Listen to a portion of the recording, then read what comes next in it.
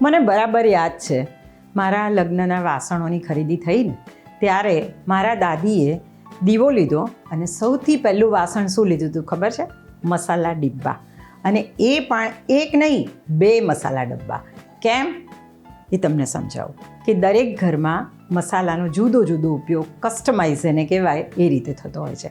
કોઈ જીરું વધારે વાપરે છે, કોઈ હળદર વધારે વાપરે છે, કોઈ હિંગ વધારે વાપરે છે, રાઈટ? બધાના વઘાર પણ જુદા જુદા હોય છે એઝ પર ધ ક્યુઝિન અને એઝ પર ફેમિલી ટ્રેડિશન. તો ચાલો જોઈએ કે મસાલા ડબ્બા કેવી રીતે રાખવા જોઈએ.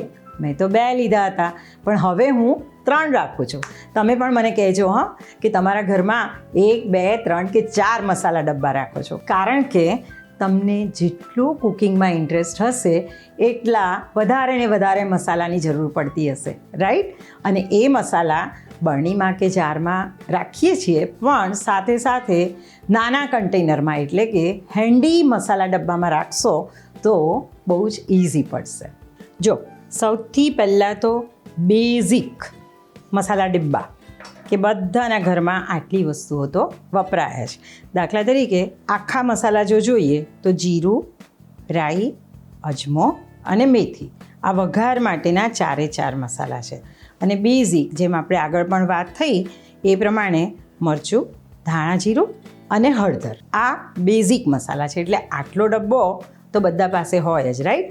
હવે આમાં એક વસ્તુ હું તમને કહું કે દાખલા તરીકે સાઉથ ઇન્ડિયન ફેમિલીનો ડબ્બો હોય તો એમાં આમાંથી શું બદલાય તમને ખબર છે?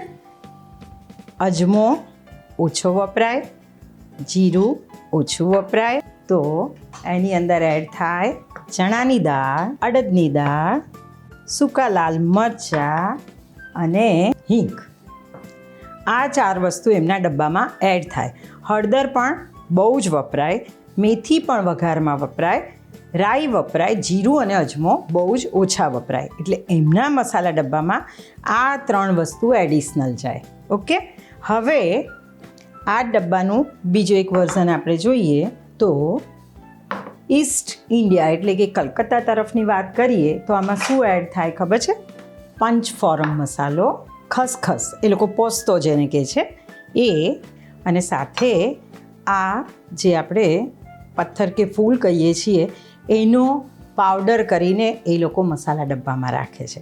હવે આ સિવાય નોર્થ ઇન્ડિયન લોકોની વાત કરીએ તો આ મસાલા તો છે જ, સાથે જીરું પણ છે અને અજમો પણ છે. શિયાળામાં પરાઠા બને એમાં અજમો તો એ લોકોને જોઈએ જ જોઈએ, છોલે બને તો એમાં પણ જોઈએ, લાલ મરચાં પણ જોઈએ, હિંગ પણ જોઈએ.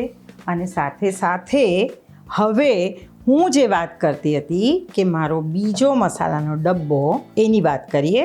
જનરલી બધા જ લોકો વાપરે એવા જેને આપણે ખડા મસાલા પણ કહીએ છીએ, આખા મસાલા પણ કહીએ છીએ, સુગંધવાળા પણ હોય, તીખા પણ હોય અને સાથે મસાલાને બેઝ આપે એવા મસાલા પણ હોય.